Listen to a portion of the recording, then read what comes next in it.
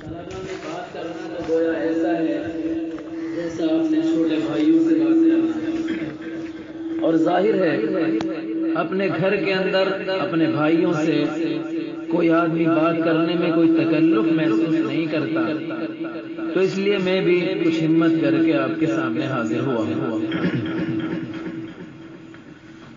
ہم مدرسوں میں پڑھتے ہیں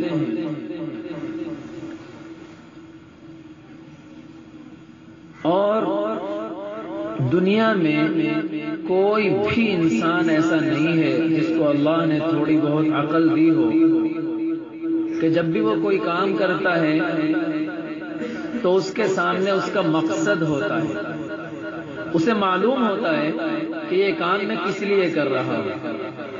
حتیٰ کہ عقل مند انسان اگر ایک قدم بھی اٹھاتا ہے تو اس کے پیچھے بھی اس کا کوئی نہ کوئی مقصد ہوتا ہے۔ آپ یہاں سے مدرسے سے باہر نکل کے چلیں اور آپ سے کوئی پوچھے کہ آپ کہاں جا رہے ہو، کیوں چل کر آئے ہو، کیوں مدرسے سے نکل کر آئے ہو، گھر سے باہر نکل کر کیوں آئے ہو، تو شاید ہی کوئی ایسا بے عمل یا بد عمل انسان ہو جو یوں کہے کہ میں تو ویسے ہی پھر رہا ہوں۔ اس کا کوئی نہ کوئی مقصد ہوگا، اور بھی کچھ نہیں تو کم سے کم یہی کہے گا کہ میں تفریح کے لیے نکلا ہوں، میں گھومنے کے لیے نکلا ہوں، ٹہلنے کے لیے نکلا ہوں۔ اس کا کوئی نہ کوئی مقصد ہوگا۔ کوئی طالب علم اسکول میں پڑھتا ہے، اس سے اگر پوچھا جائے کہ بھئی تم اسکول میں کیوں پڑھتے ہو، تو اس کے سامنے اس کا مقصد ہوگا، اس کے سامنے ایک نشانہ ہوگا۔ وہ بتائے گا مجھے ڈاکٹر بننا ہے، مجھے انجینئر بننا ہے، مجھے پروفیسر بننا ہے، یا جو بھی اس کے سامنے مقصد ہوگا وہ اپنے مقصد کو سامنے رکھے گا اور مقصد آپ کو بتائے گا۔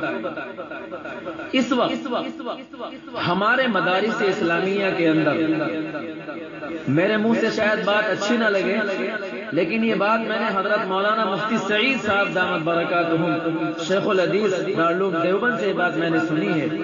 وہ بتاتے ہیں کہ ہمارے مدرسوں میں سب سے بڑی مصیبت آج یہ ہے کہ ہمارے طلباء لا مقصدیت کا شکار ہے، یعنی انہیں یہ پتہ ہی نہیں ہے ہم مدرسے میں کیوں پڑھ رہے ہیں، انہیں معلوم ہی نہیں ہے کہ مدرسے میں ہمیں کس لیے بھیجا گیا ہے۔ بس انہیں تو اتنا پتا ہے کہ گھر والوں نے صبح کو اٹھا کر مدرسے میں بھیج دیا، وہ مدرسے میں آ گئے، مدرسے میں استاد نے ڈنڈا بجا کے سبق سن لیا، سنایا اور پھر چلے گئے۔ انہیں یہ معلوم نہیں گھر والوں نے ہمیں کیوں بھیجا، استاد ہمارے سامنے رات دن کیوں محنتیں کر رہے ہیں، وہ رات دن ہمارے پیچھے کیوں لگے رہتے ہیں، ہمارے اوپر ڈنڈا کیوں اٹھائے رکھتے ہیں، ہم سے یہ قرآن کیوں نٹوایا جا رہا ہے، ہمارا رات دن اس میں کیوں لگایا جا رہا ہے۔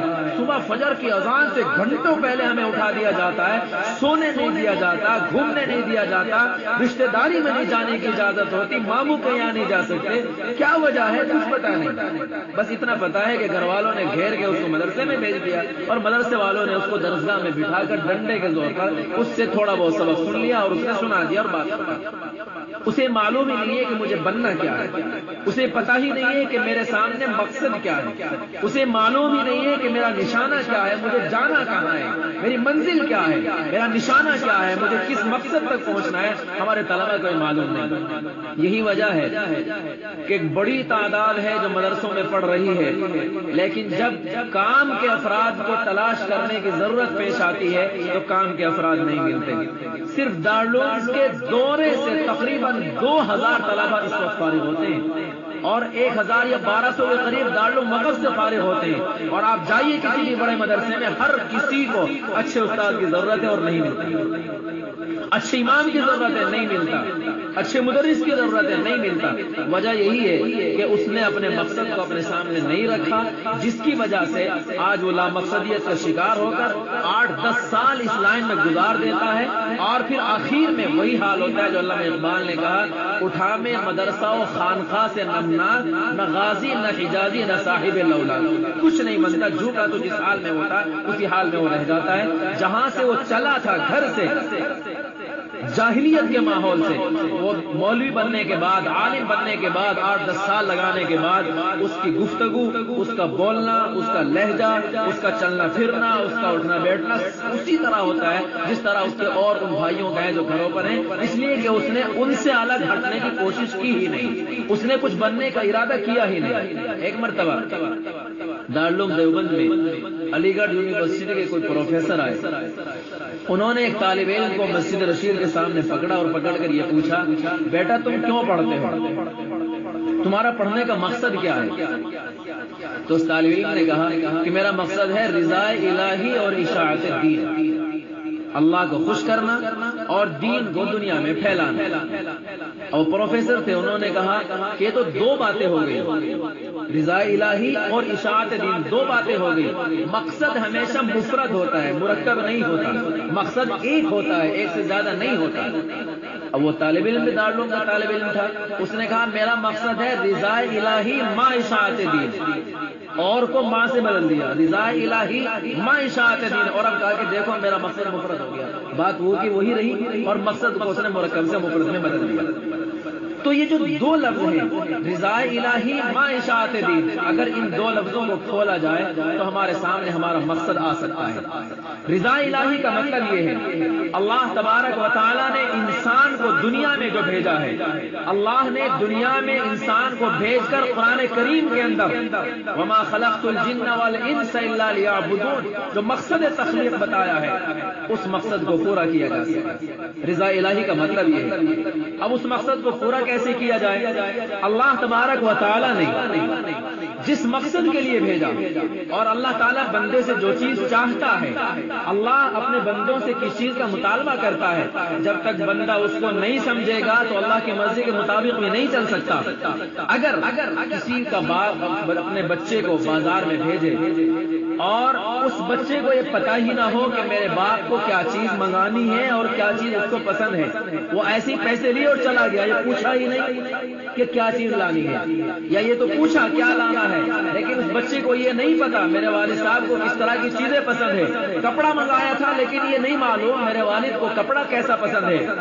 اس نے مٹھائی منگائی تھی پر یہ نہیں معلوم کہ مٹھائی کیسی پسند ہے۔ اس نے پھل منگائے تھے لیکن یہ بچے کو نہیں معلوم کہ میرے والد کو کیسے پھل پسند ہے۔ تو ظاہر سی بات ہے وہ جب شام کو بازار سے گھر آئے گا اپنے والد کو خوش نہیں کر سکتا۔ اسی طرح اللہ تبارک و تعالیٰ نے جب دنیا میں انسان کو بھیجا اور انسان کے ساتھ اپنے احکامات کی ایک موٹی ساری کتاب بھی دنیا میں بھیج دی اور یہ بتا دیا کہ اس کے مطابق تمہیں عمل کرنا ہے۔ اب جب تک بندہ اس کتاب کو نہیں سمجھے گا، اللہ کے احکامات کو نہیں سمجھے گا، اللہ کی مرضیات کو نہیں سمجھے گا، ظاہر سی بات ہے وہ اللہ کے مقصد کو پورا نہیں کر سکتا اور اللہ اس سے راضی نہیں ہو سکتا۔ تو ہمارا ایک مقصد تو مدرسوں میں پڑھنے کا یہ ہے کہ ہم اللہ کی لائی ہوئی بھیجی ہوئی کتاب جو اللہ نے دنیا میں اپنے بندوں کی ہدایت کے لیے بھیجی ہے اس کو سمجھیں، اللہ کے فرمودات کو سمجھیں، اللہ کے مرضی اور منشا کو سمجھیں اور سمجھ کر اس کے مطابق زندگی گزاریں تاکہ اللہ تعالیٰ ہم سے خوش ہو سکے۔ اور ظاہر ہے جب اللہ خوش ہو جائے گا تو اس کی دنیا بھی بن جائے گی، آخرت بھی بن جائے گی۔ دوسرا اشاعت دین۔ اشاعت دین کا مطلب یہ ہے کہ اللہ کے بندے جو ساری دنیا میں پھیلے ہوئے ہیں،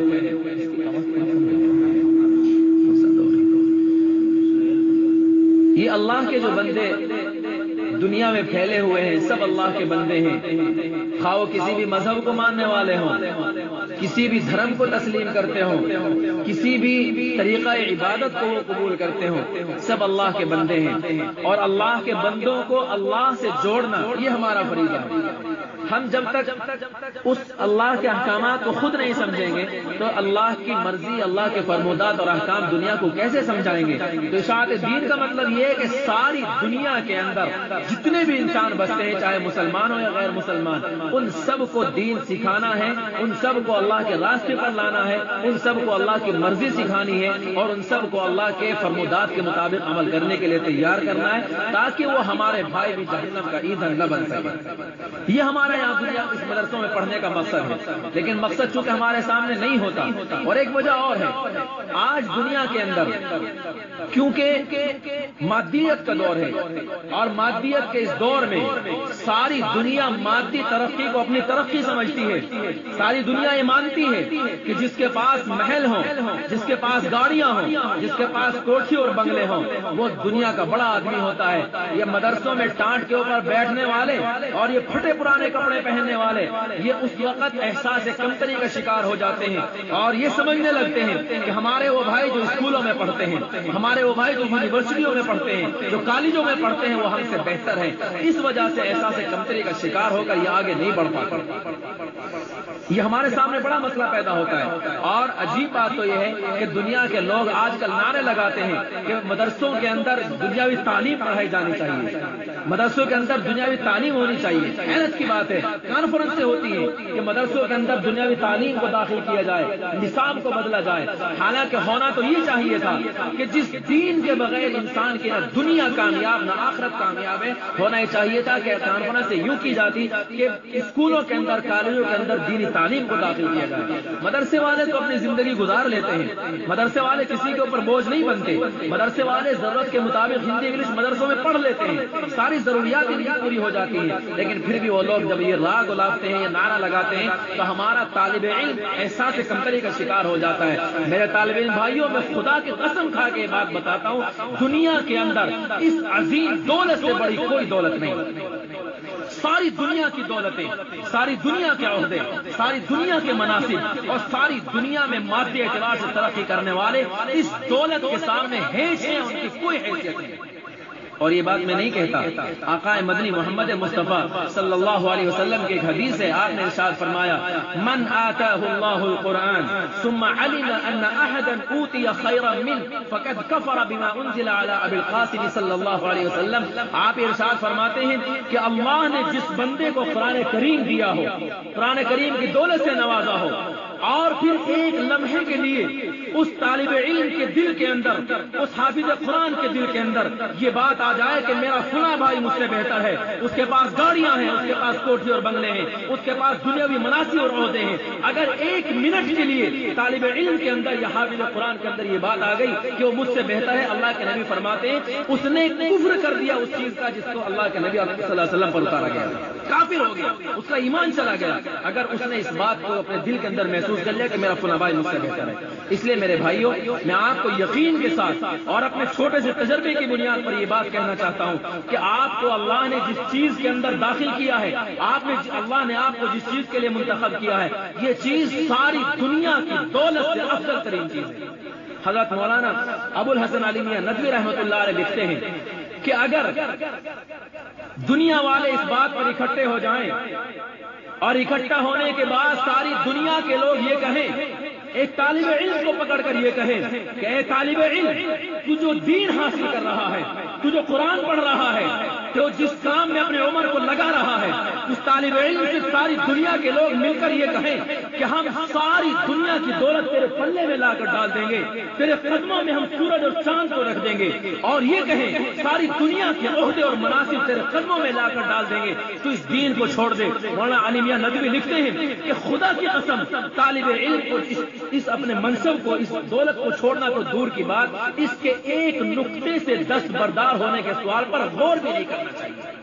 چھوڑنا تو دور کی بات ہے, غور بھی نہیں کرنا چاہیے. ہمارے لیے نمونہ ہے آقا مدنی محمد مصطفیٰ صلی اللہ علیہ وسلم نے جب مکے کے اندر اپنا یہ دین شروع کیا, دین کی دعوت شروع کی, وانذر عشیرتک الاقربین آیت نازل ہوئی, اللہ کے نبی نے لوگوں کو دین کی دعوت دینی شروع کی, اسلام کی طرف بلانا شروع کیا, تو لوگوں نے آپ کو پریشان کیا, آپ کو گالیاں دی, آپ کو جادوگر کہا, آپ کو پاگل کہا, آپ کو دیوانہ کہا, آپ کو مجنون کہا, آپ کے راستے میں کانٹے بچھائے, آپ کے اوپر لا کر اونٹ کی اوج ڈال دی, آپ کو پتھروں سے مارا, آپ کے قدم مبارک کو, آپ کے بدن مبارک کو لہو لہان کر دیا, اور پھر سارے مل کر اکٹھے ہو کر ایک مرتبہ ابو طالب کے پاس آئے اور آ کر یہ کہا, ابو طالب اپنے بھتیجے کو سمجھا دو کہ ہمارے بتوں کو برا نہ کہے. ابو طالب بھی ڈر گئے اور ان کے سامنے مرعوب ہو گئے. بھتیجے کو بلایا, آقا نامدار کو بلایا اور یہ کہا, اے محمد, یہ میری قوم کے سردار میرے پاس آئے ہیں, خدا کے واسطے اپنے اس مشن کو چھوڑ دے. اللہ کے نبی علیہ الصلوۃ والسلام نے اس وقت کہا تھا,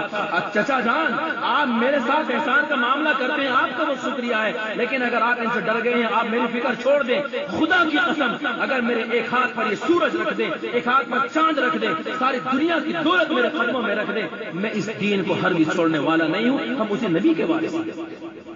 اس لیے میرے بھائیوں, ہرگز ایک لمحے کے لیے اپنے دل کے اندر یہ کبھی نہ سوچنا کہ ہم غلط راستے پر جا رہے ہیں یا ہماری کوئی وقت نہیں ہے. یہ نہ سوچنا کہ ہمارا فلاں بھائی جو اسکول میں پڑھتا ہے وہ ہم سے اچھا ہے. خدا کی قسم ساری دنیا کے اسکول مل کر بھی ایک ادنا سے طالب علم جس نے الف پڑھا اس کے برابر نہیں ہوتا. حضرت عیسیٰ علیہ السلام کے زمانے کا غالباً واقعہ ہے. ایک مرتبہ حضرت عیسیٰ علیہ السلام قبر کے پاس سے گزرے اور گزرنے کے بعد وہاں سے گزرے تو دیکھا کہ اس قبر کے مردے کو عذاب ہو رہا ہے. کچھ دنوں کے بعد 4 5 6 سال کے بعد پھر گزر ہوا تو اس مردے سے عذاب قبر ہٹا دیا گیا. حضرت عیسیٰ نے اللہ تبارک و تعالیٰ سے التجا کی اور یہ کہا کہ اے باری تعالیٰ، اب سے 6 سال پہلے میں یہاں سے گزرا تھا، اس قبر والے کو عذاب ہو رہا تھا، اور آج میں گزرا ہوں تو اس کا عذاب ہٹا دیا گیا. اے پروردگار عالم، اس نے قبر میں پڑے پڑے کون سا عمل خیر کر دیا؟ اس نے کون سی نماز اور تہجد پڑھ لی؟ اس نے کون سے صدقے اور خیرات کر دیے کہ آج اس کا عذاب ہٹا دیا گیا؟ اللہ تبارک و تعالیٰ نے کہا کہ عیسیٰ، جب اس بندے کا انتقال ہوا تھا تو اس کی بیوی حمل سے تھی، پیٹ میں بچہ تھا اور یہ مر گیا. اس کے مرنے اس کا اعمال اچھے نہیں تھے، عذاب قبر میں مبتلا ہوا، اور پھر وہ بچہ پیدا ہو گیا. بچہ پیدا ہونے کے بعد اب وہ 4 5 سال کا ہوا ہے. اس کی والدہ نے اس بچے کو مدرسے میں بھیجا ہے اور مدرسے کے عالم نے اس کو پڑھانا شروع کیا ہے. وہ بچہ ابھی بولنا نہیں جانتا ہے، اس کی زبان میں تتلاہٹ ہے. جب حافظ نے، جب مولوی نے، جب اس کے استاد عیسائی اور پادری نے اس سے کہا بیٹا پڑھو بسم اللہ الرحمن الرحیم، تو اس بچے نے اپنی توتلی زبان سے پڑھا بسم اللہ الرحمن الرحیم. اے عیسیٰ، جب اس بچے نے اپنی توتلی زبان سے مجھے یہ کہا کہ میں اس رب کے نام سے شروع کرتا ہوں جو رحمان اور رحیم ہے، مجھے غیرت آ گئی کہ اس بچے کے باپ کو عذاب قبر کیسے ہے. بہت اونچی چیز ہے. اللہ نے آپ کو ہزاروں نہیں لاکھوں ان بچوں میں سے جو ہمارے ہی بھائی ہیں، ہمارے ہی جیسے ہیں، اس عظیم چیز کے لیے، عظیم دولت کے لیے آپ کو اللہ نے قبول کیا ہے. یہ قسمت ہر کسی کو نہیں ملتی، یہ دولت ہر کسی کو نہیں ملتی، یہ عزت ہر کسی کو نہیں ملتی جو اللہ نے آپ حضرات کو عطا کی ہے. اس لیے بس میں تو یہی سوچ کر آیا تھا کہ آپ کو بس یہ پیغام بتا دوں کہ آپ جس چیز میں لگے ہوئے ہیں وہ کسی سے کم نہیں ہے. آپ دل جمعی کے ساتھ، لگن کے ساتھ، اعتماد کے ساتھ، قوت کے ساتھ، مضبوطی کے ساتھ اس کام میں لگے رہیے اور مقصد کو اپنے سمجھیے. قیامت میں کچھ لوگ ایسے ہوں گے کہ اللہ تبارک و تعالیٰ ان کو فرشتوں کے ذریعے زبردستی پکڑوا کر، کھنچوا کر ان کو جنت میں ڈالے گا. وہ بھاگیں گے، جنت سے دور جائیں گے، جنت کی طرف نہیں جانا چاہیں گے. اللہ کہے گا پکڑو ان کو، اور پکڑ کے ان کو زبردستی جنت میں ڈالا جائے گا. وہ کون ہوں گے؟ یہ وہی طالب علم ہوں گے جن کو صبح کو زبردستی گھروں سے پکڑ کر مدرسے میں بلوایا جائے گا. وہ طالب علم مدرسے میں نہیں آنا چاہتا، بھاگتا ہے. استاد زبردستی 2 3 بچوں سے پکڑوا کے مدرسے میں لاتے ہیں. قیامت میں اللہ تعالیٰ اس کے ساتھ یہ بھلائی کا معاملہ کرنا چاہتا ہے کہ اس کو جنت میں ڈالے، یہ بھاگتا ہے. ایسی وہاں بھی کچھ لوگ ایسے ہوں گے جن کو اللہ تعالیٰ زبردستی جنت میں ڈلوائیں گے، وہ ان سے بھاگیں گے. میرے بھائیوں، یہ ہمارے لیے بڑی خیر کی چیز ہے، بڑی عمدہ چیز ہے. اللہ نے ہمارے اوپر احسان فرمایا ہے. لاکھوں ہمارے بھائیوں میں سے ہم کو یہاں منتخب کیا ہے اپنی اس عظیم دولت کے لیے. ایک اور حدیث اللہ کے نبی صلی اللہ علیہ وسلم فرماتے ہیں اشراف امتی حملۃ القرآن و اصحاب اللیل. آپ ارشاد فرماتے ہیں میری امت کے باعزت لوگ. آج دنیا میں عزت کے لیے لوگ پریشان پھرتے ہیں، دنیا میں عہدے لے لیتے ہیں تاکہ ہمیں عزتیں مل جائیں. کوئی دنیاوی دولت والا، دنیاوی عہدے منصب والا کوئی آدمی آ جائے تو سارے لوگ اس کو دیکھ کر کھڑے ہو جاتے ہیں، کہتے ہیں بڑا آدمی آ گیا، یہ بڑا آدمی ہے، یہ ایم پی ہے، یہ ایم ایل اے ہے. آقائے مدنی تاجدار بطحہ محمد مصطفیٰ صلی اللہ علیہ وسلم فرماتے ہیں یہ دنیا کی جتنی عزتیں ہیں سب جھوٹی ہیں، دنیا کی جتنے عہدے اور منصب ہیں سب جھوٹے ہیں، کوئی حیثیت ان کی نہیں ہے. آقا مدنی علیہ الصلوۃ والسلام فرماتے ہیں میری امت کا سب سے زیادہ عزت والا، سب سے عمدہ منصب اور عہدے والا، سب سے زیادہ وقار اور شرافت والا آدمی وہ ہے جو راتوں کو اٹھ کر فجر کی اذان سے پہلے قرآن کریم پڑھتے ہیں اور راتوں میں اللہ کا ذکر کرتے ہیں، اللہ کا قرآن تلاوت کرتے ہیں. اور وہ آپ لوگ ہیں. ساری دنیا کی عزتیں بیکار ہیں اس عزت کے سامنے جو اللہ نے آپ کو عطا فرمائی. ایک اور حدیث اللہ کے نبی فرماتے ہیں ان للہ اہلین من الناس، لوگوں میں کچھ اللہ والے ہیں. صحابہ نے پوچھا من ہم یا رسول اللہ، وہ اللہ والے کون لوگ ہیں، اللہ کے خاص اور مقرب بندے کون لوگ ہیں؟ آپ نے فرمایا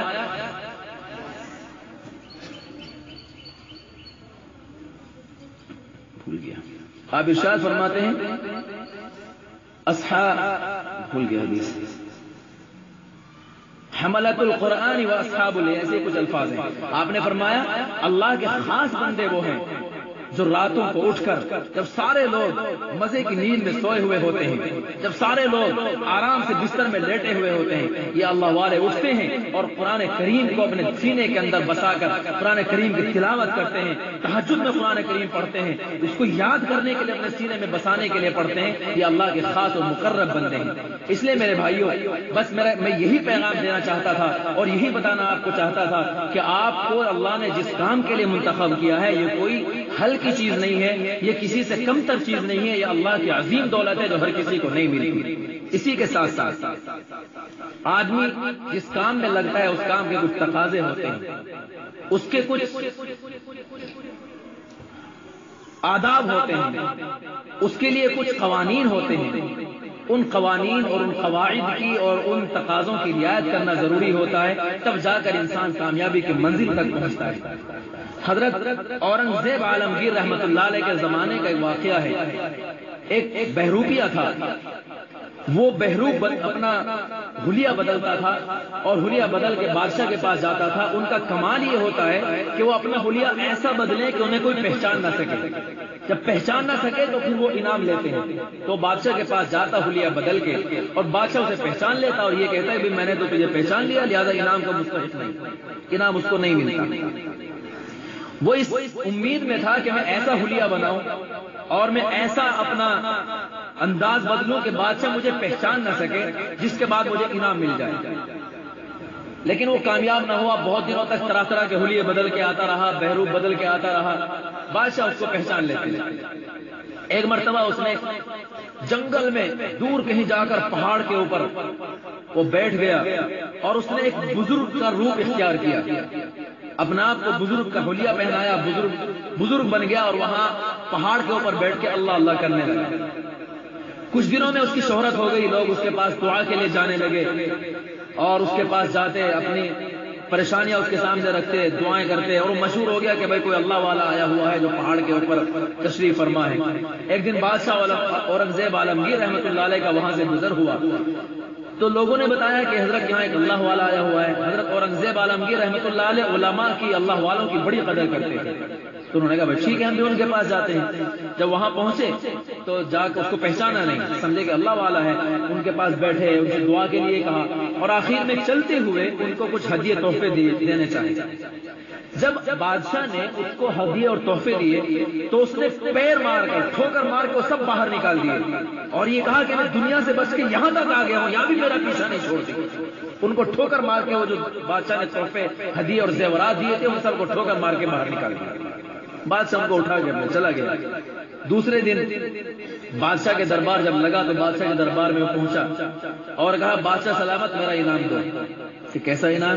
کہ کل جس پہاڑ پر آپ بزرگ کے پاس گئے تھے وہ میں ہی تھا اور آپ نے مجھے پہچانا نہیں، آپ پہچان نہیں سکے، لہذا میں انعام کا مستحق۔ بادشاہ نے اس کو انعام دیا۔ انعام دینے کے بعد یہ پوچھا کہ بھائی تو ایک بات بتا، کل جو میں ہدیے اور تحفے تجھے دے رہا تھا وہ تو بہت زیادہ قیمتی تھے، آج جو انعام دے رہا ہوں یہ تو ہلکا سا ہے، معمولی، اس کی کوئی حیثیت نہیں۔ تو کل اتنے قیمتی تحفے اور زیورات جو میں تمہیں دے رہا تھا وہ تم نے لیے نہیں، ٹھوکر مار دی اور آج تم چھوٹے سے انعام لینے کے لیے میرے پاس آ گئے، اس کی کیا وجہ؟ تو اس بہروپی نے جو بات کہی وہ ہم سب کو یاد رکھنے کی ہے۔ اس نے کہا کہ بادشاہ سلامت، کل جو روح اور جو حلیہ میں نے اختیار کیا ہوا تھا وہ اللہ والوں کا حلیہ تھا، اگر کل میں وہ مال و دولت قبول کر لیتا تو اللہ والوں کے نام پر دھبا آ جاتا اور اللہ والوں کی دنیا میں بدنامی ہو جاتی۔ اللہ والوں کا حلیہ جب میں نے اختیار کیا تو اس کا تقاضا یہ تھا کہ میں اس مال کو ٹھوکر مار دیتا، تو میں نے اس حلیہ کا خیال کرتے ہوئے مال قبول نہیں کیا۔ ہمیں اللہ نے یہ اللہ والوں کا، علماء کا، صلحاء کا، متقی لوگوں کا حلیہ ہمیں پہنایا ہے۔ یہ ٹوپی، یہ کرتا اور یہ پیجامہ یہ اللہ کے نبی علیہ السلام کی سنت، آپ کا لباس اللہ نے ہمیں عطا فرمایا ہے، لہذا اس کے بھی کچھ تقاضے ہیں۔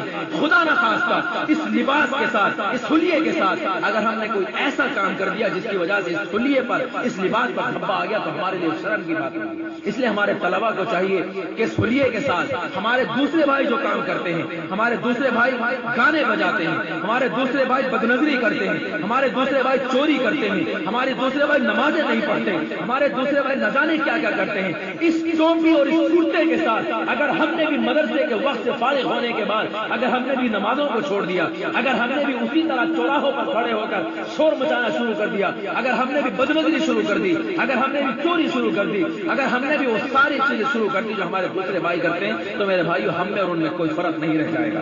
ہمارے دوسرے بھائیوں کو یہ نہیں پتا بڑوں کا کیا ادب ہے، انہیں ماں باپ کی قدر کا نہیں پتا، ہمیں تو پتا ہے۔ اللہ قرآن میں کہتا ہے وَقَضَىٰ رَبُّكَ أَلَّا تَعْبُدُوا إِلَّا إِيَّاهُ وَبِالْوَالِدَيْنِ إِحْسَانًا، والدین کے ساتھ اس نے سلوک کرنا ہے، بڑوں کا ادب کرنا ہے۔ ایک حدیث ہے اللہ کے نبی صلی اللہ علیہ وسلم فرماتے ہیں مَا أَكْرَمَ شَابٌ شَيْخًا لِسِنِّهِ إِلَّا قَيَّضَ اللَّهُ لَهُ مَن يُكْرِمُهُ عِندَ سِنِّهِ، جو نوجوان، جو بچہ کسی بڑے آدمی کا، بوڑھے آدمی کا محض اس وجہ سے اکرام کرتا ہے کہ میرے سے عمر میں بڑا ہے، اللہ کے نبی فرماتے ہیں اللہ تعالیٰ اس جوان کے لیے اس کے بڑھاپے میں ایسے لوگ تیار کر دے گا جو اس کا اکرام کرے گا۔ اس حدیث کے دو مفہوم ہیں، ایک تو فائدہ اس کا یہ ہے کہ اللہ تعالیٰ اس بچے کو جو بڑوں کا اکرام کرتا ہے، جو بڑوں کا ادب کرتا ہے، اس کو اتنی عمر دیں گے کہ یہ بھی بڑھاپے کے حالت تک پہنچے گا، اور پھر ایسے لوگ اللہ تیار کر دے گا جو اس کا اکرام اور احترام کریں گے۔ میرے بھائیوں، جس طرح ہمارے دوسرے بچے بڑوں کا احترام نہیں کرتے، بڑوں کا اکرام نہیں کرتے، ماں باپ کا اکرام نہیں کرتے، اگر ہم بھی گھروں میں اسی طرح ماں باپ کو پریشان کرنے لگے، ہم بھی اسی طرح بڑوں کا توہین کرنے لگے، ہم بھی اسی طرح بڑوں کے آگے سے گزرنے لگے، ہم بھی اسی طرح بڑوں کے بے احترامی میں مبتلا ہو جائے، تو میرے بھائیو اس لباس کے تقاضے کے خلاف ہوگا اور یہ ہمارے لیے شرم اور عار کی بات ہوگی۔ اس لیے ہمیں ضروری ہے کہ جب اللہ نے ہمیں اس لائن میں لگایا ہے، ہمیں چاہیے بڑوں کا احترام کریں، ہمیں چاہیے ہم اپنے اساتذہ کا احترام کریں، اور علم حاصل کرنے کے لیے ضروری ہے آلات علم کا احترام کریں، سپاہیوں کا احترام کریں، ہم قرآن کریم کا احترام کریں، ہم جو چیز قلم ہے قلم کا احترام کریں، ساری چیزوں کا احترام ہمیں کرنا چاہیے۔ حضرت مولانا علامہ انور شاہ کشمیری رحمۃ اللہ علیہ کا واقعہ لکھا ہے کہ وہ جب کتابیں پڑھتے تھے تو کتاب کے برابر میں باریک باریک حرفوں میں کچھ لکھا ہوا ہوتا ہے، آپ لوگوں نے کبھی دیکھا ہوگا، اسے حاشیہ کہتے ہیں، تو وہ کبھی سیدھا لکھا ہوتا ہے، کبھی الٹا بھی لکھا ہوتا ہے۔ تو ہم لوگ تو مغفل ہیں، ہم لوگ تو کیا کرتے ہیں، اگر الٹا لکھا ہے تو کتاب کو گھما لیتے ہیں اور گھما کے حاشیہ پڑھ لیتے ہیں۔ علامہ انور شاہ کشمیری ادب کرتے تھے، اتنا ادب کرتے تھے کہ کتاب کو نہیں گھماتے تھے، خود اٹھ کر ادھر جا کے بیٹھ جاتے تھے اور ادھر بیٹھ کر اس کے حاشیے کو پڑھتے تھے، اتنا احترام کرتے تھے کتابوں کا، اور اسی کا نتیجہ تھا کہ اللہ تبارک و تعالیٰ نے ان کو ایسا علم عطا فرمایا، ایسا حافظہ، ایسی ذہانت عطا فرمائی کہ ساری دنیا ان کے سامنے عش کرتی ہے۔ ایک مرتبہ کا واقعہ ہے، مصر کے کتب خانے میں ایک کتاب تھی نور الایضاح، جو یہاں بھی پڑھائی جاتی ہے۔ دارالعلوم دیوبند میں اکابر کو معلوم ہوا کہ فقہ میں وہاں کوئی اچھی کتاب ہے، تو علامہ انور شاہ کشمیری کو وہاں بھیجا۔ علامہ کشمیری وہاں پہنچے اور جا کر ان سے، وہاں کے ذمہ داروں سے بات کی اور یہ کہا کہ آپ کے یہاں کتاب ہے، اس کا ایک نسخہ ہمیں دے دیا جائے اور ہم اس کو اپنے یہاں جا کر پڑھائیں گے، مدرسے میں داخل کریں گے۔ تو ان لوگوں نے دینے سے انکار کر دیا اور یہ کہا کہ نہیں، یہ تو ہمارے پاس قیمتی سرمایہ ہے، یہ ہم کسی کو نہیں دے سکتے، صرف اتنا ہے کہ آپ مطالعہ کر سکتے ہیں، مطالعے کے دوران آپ کو کچھ لکھنے کی بھی اجازت نہیں ہوگی۔ ٹھیک ہے، مطالعے کے لیے بیٹھ گئے، ایک آدمی نگرانی کے لیے بٹھا دیا گیا تاکہ اس میں سے کچھ لکھ نہ لے، نوٹ نہ کر لیں۔ علامہ انور شاہ کشمیری رحمۃ اللہ علیہ نے اس پوری کتاب کا از اول تاخیر مطالعہ کیا اور دارالعلوم میں آ گئے۔ محترم دارالعلوم نے جب پوچھا کہ بھئی وہاں گئے تھے کیا ہوا، کہا کہ حضرت انہوں نے تو کتاب دینے سے منع کر دیا۔ بہت پریشان ہوئے، بڑا افسوس ہوا کہ اتنی اچھی کتاب تھی ہمیں نہیں ملی۔ علامہ انور شاہ کشمیری نے جب یہ پریشانی دیکھی تو اپنے گھر گئے اور وہ جو مطالعہ کیا تھا اس مطالعے کی بنیاد پر جو حافظے میں جو بات رہ گئی تھی اس کے مطابق لکھنا شروع کیا۔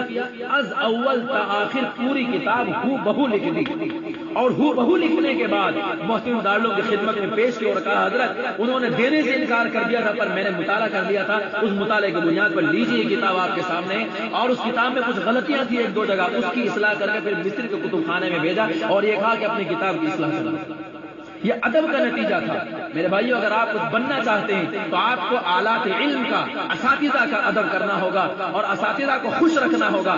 میں نے کسی بزرگ سے سنا ہے کہ اگر کوئی انسان یہ چاہے کہ میں دنیاوی اعتبار سے ترقی کروں، دنیا میں مجھے مال و دولت خوب ملے، تو اس کو چاہیے کہ اپنے والدین کو خوش رکھے۔ اگر دنیا میں ترقی کرنا چاہتا ہے تو اس کو چاہیے کہ اپنے والدین کو خوش رکھے۔ اور اگر کوئی علمی اعتبار سے ترقی کرنا چاہتا ہے تو اسے چاہیے کہ اپنے اساتذہ کو خوش رکھے. اگر اساتذہ خوش ہوں گے تو دنیا کی کوئی طاقت اس کو ترقی کرنے سے روک نہیں سکتی. اور اگر اساتذہ ناراض ہوں گے چاہے وہ کسی بھی وجہ سے ہو تو پھر ترقی انسان کو مل نہیں سکتی. استاد کی مثال ایسی ہے جیسے ٹرانسفارم. اگر اس لائٹ کا تار ٹرانسفارم سے لگا ہوا ہوگا تو یہ لائٹ کتنی بھی دور ہو جلے گی, لیکن اگر وہاں سے تار کٹ گیا, تعلق ختم ہو گیا تو یہ لائٹ نہیں چل سکتی چاہے اس کو ٹرانسفارم کے اوپر جا کے رکھ دیا جائے. اگر تار لگا ہوا نہیں ہوگا تو نہیں چلے گی. اس لیے اساتذہ کا احترام کیا جائے اور محنت کے ساتھ اپنے مقصد کو سامنے رکھ کر اور اس بات کو سامنے رکھ کر آج ہم ان سرکاری رپورٹوں کے مطابق صرف 2% طلبا اور بچے ہیں جو مدرسوں کے اندر پڑھ رہے ہیں. یہ چھوٹی سی ایک تعداد ہے اور ساری دنیا کے اندر آج فتنوں کا دور ہے, آج ارتداد کا دور ہے. لوگ مرتد ہو رہے, اسلام کو چھوڑ رہے ہیں, لوگ دین سے واقف نہیں. مسلمانوں میں ایسے لوگ موجود ہیں جنہیں کلمہ تک نہیں آتا. آج ساری دنیا میں فساد کی آگ لگی پڑی ہے اور ہم مٹھی بھر ہیں جنہیں اس آگ کو بجھانے کی ذمہ داری دی گئی ہے. میرے بھائیو, آپ کے کاندھوں کے اوپر ساری دنیا میں اس لگی ہوئی آگ کو بجھانے کی ذمہ داری ہے. اس بات کو سامنے رکھ کر کہ ہمیں اپنے اس دوش ناتواں پر اتنی بڑی ذمہ داری کو لے کر چلنا ہے. ساری دنیا کو ارتداد سے, الحاد سے اور فطروں سے, کفر سے, شرک سے اور بدعات سے پاک کرنا ہے. اللہ کے بندوں کو اللہ سے جوڑنا ہے اور ہمیں اس کے لیے بڑی تیاری اور محنت کرنی ہے. غزوہ بدر کے موقع پر آپ علیہ الصلوۃ والسلام نے خیمے کے اندر جا کر دعا کی تھی. صحابہ کرام 313 تھوڑے سے تھے اور کفار کا لشکر جرار تھا.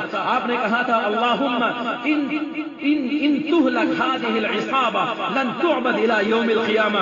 اے میرے پروردگار, یہ تھوڑے سے مٹھی بھر مسلمان ہیں, اگر آج اس بدر کے اندر اس لڑائی کے اندر یہ ہلاک ہو گئے, اے رب ذوالجلال, اے میرے پروردگار, اگر یہ بھی ہلاک ہو گئے تو آخر قیامت تک آپ کی عبادت کرنے والا دنیا میں کوئی نہیں رہے گا. اے اللہ ان کی مدد فرما. میرے بھائیو, آج بھی ہمارا حال یہی ہے, ہم مٹھی بھر ہیں, ہم تھوڑے سے ہیں. نکل جاؤ مدرسے کی چہار دیواری سے باہر. بہت سے لوگ ملیں گے جو نمازوں میں نہیں آتے, بہت سے لوگ ملیں گے جو مسجدوں میں نہیں آتے. وہ ہمارے بھائی ہیں, جہنم کے راستے پر جا رہے ہیں. ہم مٹھی بھر ہیں, ہمیں ان کی فکر کرنی ہے اور ان کو ہمیں اللہ تک جوڑنا ہے, اللہ کے راستے پر لانا ہے. ان سے فتنوں کو ختم کرنا ہے, ان سے بے دینی کو ختم کرنا ہے, ان کو اللہ کے راستے پر لانا ہے. ہمارے کندھوں پر ذمہ داری بڑی ہے, اس لیے ہمیں اس کے لیے محنت بھی زیادہ کرنی ہوگی. اس کے لیے ہمیں دوڑ دھوپ زیادہ کرنی ہوگی, راتوں کو جاگنا ہوگا, اللہ سے مانگنا ہوگا. میرے بھائیو, محنت کے ساتھ ساتھ جب طالب علم معصوم بچہ ہاتھ اٹھاتا ہے نا تو رب ذوالجلال کی قسم اللہ تبارک و تعالیٰ یہ کہتا ہے, یہ میرا معصوم بندہ, اس نے آج تک کوئی گناہ نہیں کیا, میرے سامنے ہاتھ پھیلا کر اپنے علم کی دعا کر رہا ہے, اپنی قوم کے لیے دعا کر رہا ہے. میرے پیارے بچوں, میرے چھوٹے بھائیوں, اللہ کبھی اس کو رائے گا نہیں کرتا. اس لیے اللہ سے دعا مانگا کریں اور محنت کیا کریں. جب صبح کو آپ نماز سے پہلے اٹھتے ہیں, اگر وقت مل جائے, استاد اجازت دے, تو 2 رکعت نماز پڑھ کر اللہ سے مانگ لیا کرو, رب زدنی علما, اللہ میرے علم کو بڑھا دے. انشاءاللہ اللہ تعالیٰ آپ کی جھولی اور دامن کو بھر دے گا. وآخر دعوانا الحمدللہ رب العالمین.